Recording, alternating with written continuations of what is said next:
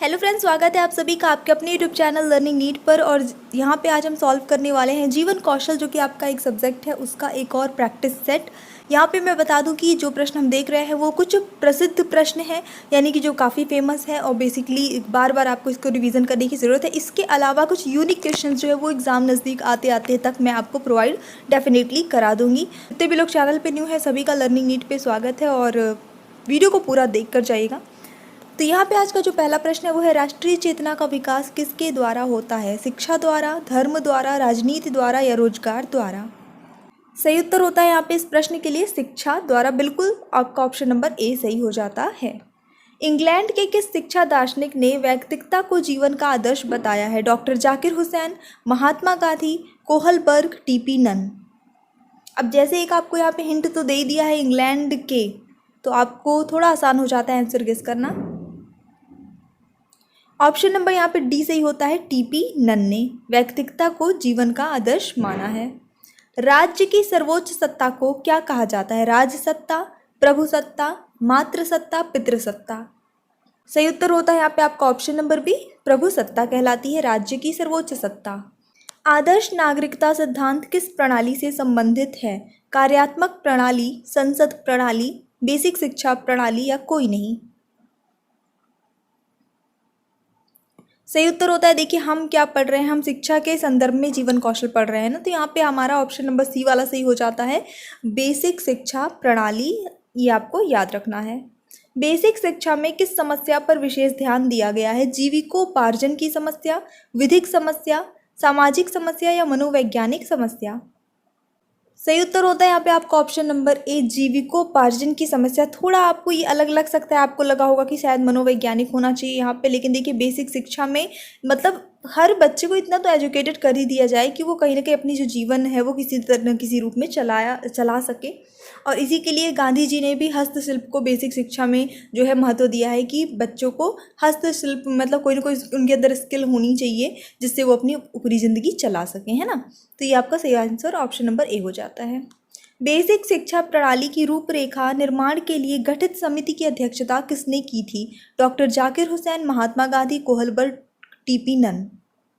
सही उत्तर होता है यहाँ पे आपका option number A, doctor Zakir Hussain ने की थी। अगला प्रश्न देखेंगे, अखिल भारतीय प्रौढ़ शिक्षा परिषद की स्थापना कब हुई थी? 1940 में, 1950 में, 1932 में या फिर 1927 में? सही उत्तर होता है यहाँ पे आपका ऑप्शन नंबर ए, 1940 में हो गई थी।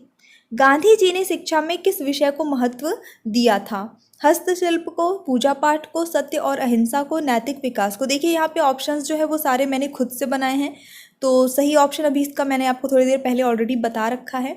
ऑप्शन नंबर ए सही हो जाएगा, गांधी जी ने हस्तशिल्प को ज़्यादा महत्व दिया है शिक्षा में। प्रबंधन को जीवन रक्त किसने कहा? ड्रकर ने, अरस्तु ने, जिमर्न ने या अर्बन ने? ऑप्शन नंबर यहाँ पे सही जाता है आपका ए, ड्रैकर ने कहा है। तो प्रबंधन को क्या कहा है? जीवन रक्त। अध्यापक अगर किसी छात्र की प्रशंसा करता है तो इसे क्या माना जाएगा? दंड, चापलूसी, पुरस्कार या मूल्यांकन? सही उत्तर होता है पुरस्कार। अगर यानी कि किसी भी छात्र की प्रशंसा कोई अध्यापक कर रहा है, प्रधान अध्यापक कर रहा है, सार्वजनिक रूप से उसको कहीं ना कहीं क्रेडिट दे रहा है या कह सकते हैं कि ऑनर दे रहा है, किसी भी चीज़ के लिए उसकी तारीफ कर रहा है, तालियां बजवा रहा है, ये इस तरह की कोई भी एक्टिविटी हो रही है, वो सब कुछ पुरस्कार के अंतर्गत आता है। तो पुरस्कार इन द सेंस ये नहीं होता है कि सिर्फ कोई वस्तु ही दी जाए, कोई मेडल ही दिया जाए तभी वो पुरस्कार माना जाएगा, ये प्रशंसा भी पुरस्कार के अंतर्गत आती है।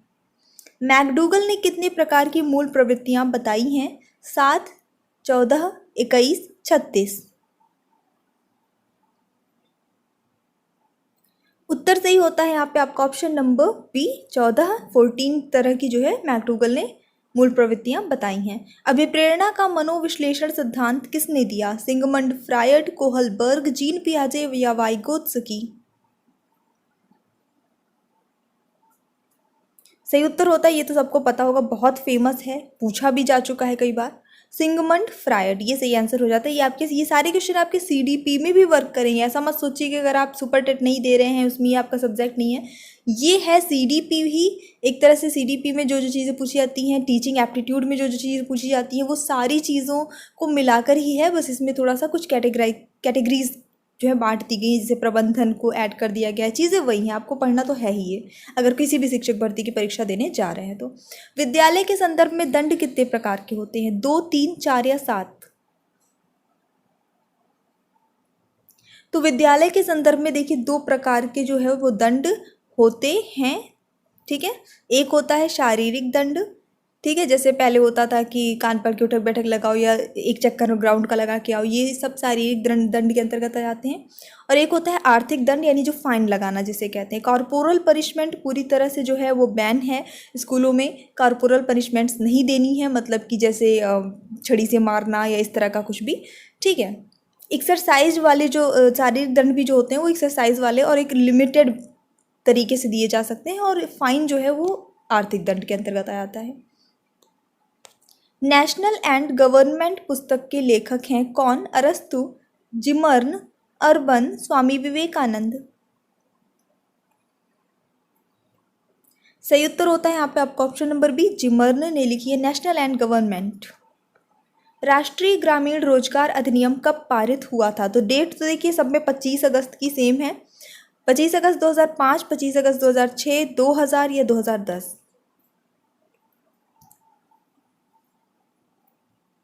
उत्तर सही जाता है इस प्रश्न के लिए आपका ऑप्शन नंबर ए, 25 अगस्त 2005 राष्ट्रीय ग्रामीण रोजगार अधिनियम पारित हुआ था। विभिन्न राष्ट्र के बीच अच्छी भावनाओं और संबंध जो होती हैं वो क्या कहलाते हैं? अंतर्राष्ट्रीय सद्भाव, अंतर्राष्ट्रीय मिलाप, अंतर्राष्ट्रीय सम्मेलन या भाईचारा। तो जितने भी राष्ट्र हैं अगर उनके बीच जो अच्छी भावनाएं और संबंध होते हैं वो कहलाते हैं अंतर्राष्ट्रीय सद्भाव, एक शब्द में। ऑप्शन नंबर ए यहाँ पे सही जाता है। पुरस्कार वांछित कार्य के साथ सुखद साहचर्य स्थापित करने का साधन है, यह कथन किसका है? जॉन डीवी, हरलॉक, अरस्तु, जीन पियाजे। उत्तर सही होता है यहाँ पे आपका ऑप्शन नंबर बी, हरलॉक का ये कथन है कि पुरस्कार जो है वो वांछित कार्य के साथ एक सुखद साहचर्य स्थापित करने का साधन है। किसने कहा कि प्रेरणा कार्य को प्रारंभ करने, जारी रखने और नियंत्रित रखने की प्रक्रिया है? जॉन डीवी, जेम्स, गुड महोदय, ड्रीवर। एक बार आप सभी से मेरी एक छोटी सी रिक्वेस्ट है कि प्लीज़ वीडियो को लाइक कर दीजिएगा, शेयर कर दीजिएगा। अगर आप चैनल पे न्यू है तो सब्सक्राइब करके बेल आइकन ज़रूर प्रेस करिएगा ताकि नोटिफिकेशन चले जाया करें। एंड हमारा टेलीग्राम चैनल वगैरह जो कुछ भी है तो सभी की लिंक डिस्क्रिप्शन बॉक्स में आपको मिल जाएगी। चलिए देख लेते हैं उत्तर जो यहाँ पे सही होता है वो क्या होगा। ऑप्शन नंबर सी हो जाता है, गुड महोदय। क्या कहा है इन्होंने? प्रेरणा कार्य को प्रारंभ करने, फिर जारी रखने और नियंत्रित रखने की प्रक्रिया है, यानी कि अगर हम किसी चीज़ से प्रेरित रहेंगे तभी हम कोई काम स्टार्ट करेंगे, फिर अगर प्रेरणा बनी रहेगी तो हम उस काम को जारी रखेंगे और प्रॉपर करते रहेंगे। देश एवं समाज के हित के लिए किस प्रकार के व्यक्तियों को शिक्षा दी जानी अति आवश्यक है? व्यवसायियों को, धर्मगुरुओं को, विवाहित महिलाओं को या प्रौढ़ व्यक्तियों को?